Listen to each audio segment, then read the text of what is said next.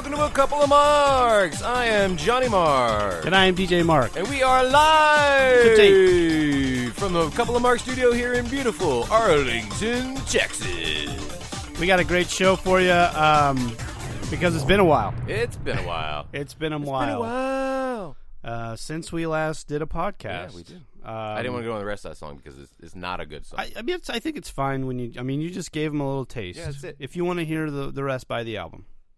It's on Bandcamp. It might still be on SoundCloud. If SoundCloud's still a company. What's going on SoundCloud? Nothing. Okay. This is like a year ago. They were having issues, but I think they're fine now. I think some rich person was like, "I'll give them money." Probably one of the rappers that came from. Maybe, yeah, it was Lil Peep or whatever, Little Pump. I don't know. As long as it's not Tekken 9. Lil Papa Pump. I don't know. Big Papa Pump. Maybe. I don't know. Maybe Scott Skyner's in it. He's got a Shoney's. I don't know. He's got like 2 or 3 Shoney's restaurants. They're very popular. When was the last time you were at Shoney's? Like in the South, they're delicious. Yeah, exactly. I fucking love Shoney's. They're a bastion when you're on a long highway. You're like, oh, Shoney's. Shoney's. Yeah, I know exactly what you're talking about. I've taken trips in the southeast of this country, and maybe we should go a couple of Mark's field trip like we did when JR had that barbecue place in Oklahoma. We could go up to. Or we could go out to Scott Steiner Shoney's. Is it in Atlanta? I don't know where it is, but hit him up on Twitter. I will. And then, okay, so now this is actually perfect. If it is anywhere close to Atlanta, we could go there to the Shoney's and then go to an NWA taping. Oh, this is perfect. It's beautiful. I love beautiful. All right, anyway, we've been gone for 3 months. We've been doing lots of things. Yes, it's been a long time. 90 days. I mean, we had that one brief live show when we went to MLW. That was fun. It was very fun, but that was like in September? Yes. Early September. And they'll be back in January. We have to get tickets for that because it was really fun. It was really hot, but it was really fun. I think in January it'll be fun. I hope, yeah, or Fingers cooler crossed. Probably. Yeah. So I don't really want. We've just been doing other things. I mean, that's really life is taking us in different journeys. Rody is doing some stand-up comedy now. I do stand-up open mic. It's pretty nice. I kind of start my bits out the same way I start the show. Yeah, that's true. It's big energy. People love it. Make sure they clap. They do. You get them in, you hook them like a fisherman, like a comedy fisherman. And then I reel them in with the laughter. And then you bang them in the head until they're dead, and then you fry them up in a skillet and you eat them. I skin them first. And that's a comedy. I don't know. Okay, anyway, so a lot of stuff has happened in the world of professional wrestling. A ton. We told you about it before we left, but then we let it happen, and now we're back afterwards. And I feel like what we talked about at the very beginning of the year was that wrestling was going to go. Yep. Has happened. Yes. The fuse was lit, and it's exploded. It really has, because in the time that we've been gone, AEW has debuted, like their show. They've had 3 shows now. Fox SmackDown's on Fox. It is.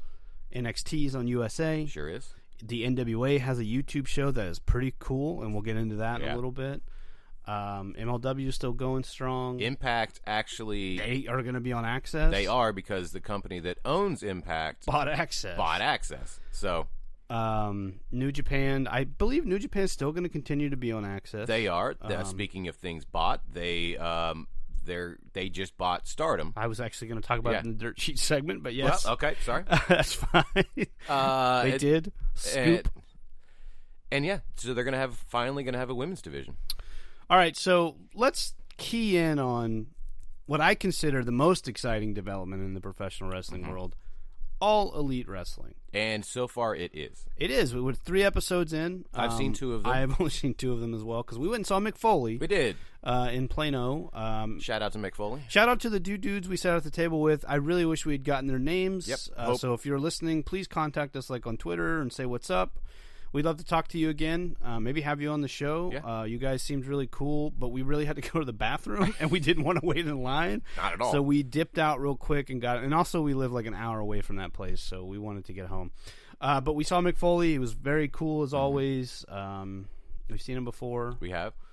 He only had, I think, 2 of the same jokes. Yeah, that's but I mean, true. the rest of this were just good stories. And I which feel is what he's great at. I feel he is a very good storyteller and funny too. Like he throws the laughs in there for sure. But anyway, AEW. Yes. And they beat NXT in the Wednesday Night Wars last 3 times. So I understand that happened, but you really think they weren't going to win the first week? No, I also... Because NXT, I think, debuted 2 weeks before that. They did. Yes. And they only had like 1 hour shows until... Yeah. I think that...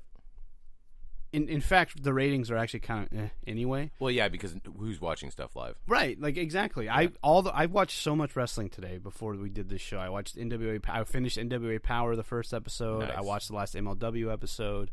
I watched part of AEW Dark, the second episode of AEW Dark, and like that was all that I did today so far. But I didn't watch it when it like debuted. I didn't watch NWA Power live because it does premiere live on YouTube. But like. You're right. Like, and you can watch NXT anytime then after the next day. Right, because it's on Hulu also. And it's on the network. Yeah, and it's on the network. So it's not like... AEW is the only one that I have to procure in another fashion. Yeah, I agree with that, too. However, if I wanted to, I could pay the $5 for yeah, and fight. we've talked about it. Yeah. And we may still do that. That would be... We probably should because they give it... I didn't. I guess we'll get into how I feel about AEW since their debut. Like since Dynamite debuted, I honestly feels like Nitro. I can see that, but like an updated Nitro that you want to watch. Yes, I don't want to say, and I would say more like Nitro from like 95, 96. Right, when they're still trying to 97, find their groove, but not like, but also with elements I feel of like early 90s WCW. Okay. Like, I feel like the booking is very reminiscent of early 90s WCW. And I got to be honest with everyone here, I fucking love WCW from the early 90s. Now, I watched a lot of it. Do we know who's actually booking it? Is it the Young Bucks? Is it Cody? Is it Kenny? I don't know. Like, I'm we sure know they who all actually have has a the pencil? say, but well, I'm sure. I don't know. I hadn't really thought. Okay. That's weird. That like a company that is created by wrestlers, I have no idea. And who's, but they also have... I would say Cody has a heavy hand. Right. Now, what is... I can't remember the actual owner's name again. Tony Khan? Tony Khan, yes. Do you think Tony has anything to do with it? Absolutely. Okay. I think Tony is very... Because he's very knowledgeable. I wouldn't say that he... I don't know that he's like back to going like, nope, kid, dude. You know, I don't think he's like you that. gotta push this guy to the moon. I think it's more like, what do you guys think? Yeah, I can see that. Like, or maybe like, I think he's definitely collaborative. He feels like he might, but maybe not. Fuck, I don't fucking know Tony Khan. Yeah. Maybe he's like, I'm a fucking billionaire, bro, and like, you're gonna listen to me. This is my goddamn company. But I don't know. But good question. I hadn't really thought about that. Yeah, I've always kind of wondered. I'm like, who's actually booking this shit?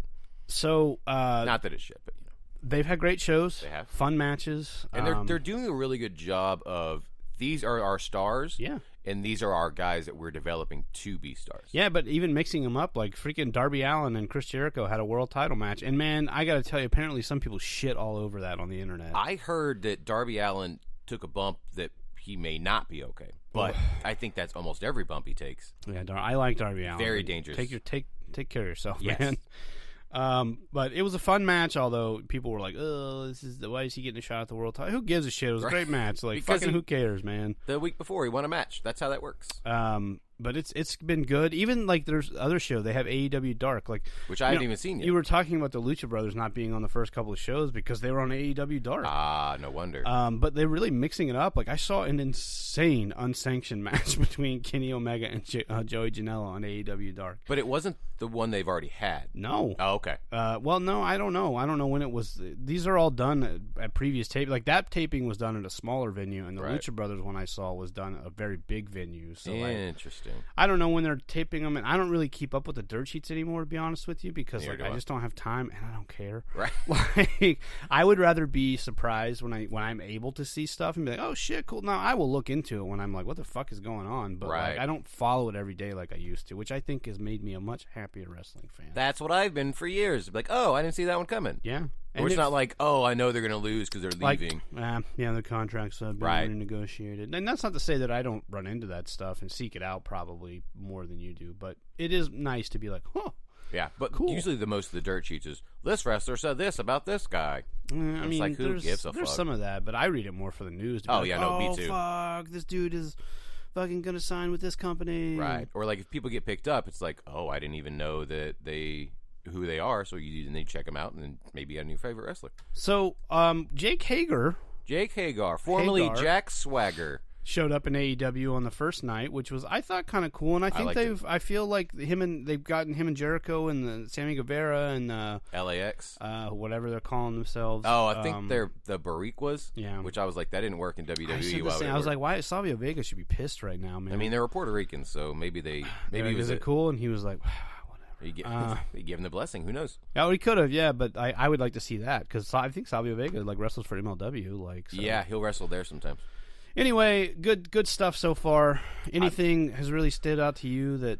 Well, AEW is in fact coming here to the Metroplex. Now, that's how they're going to phrase it because it's all the way up in Garland. Freaking Garland. Garland, Texas. Fantastic. So I do look forward to that. It'll be after their first pay-per-view, which is what, Full Gear? Full Gear on November 9th. Right. So it'll actually be a month after.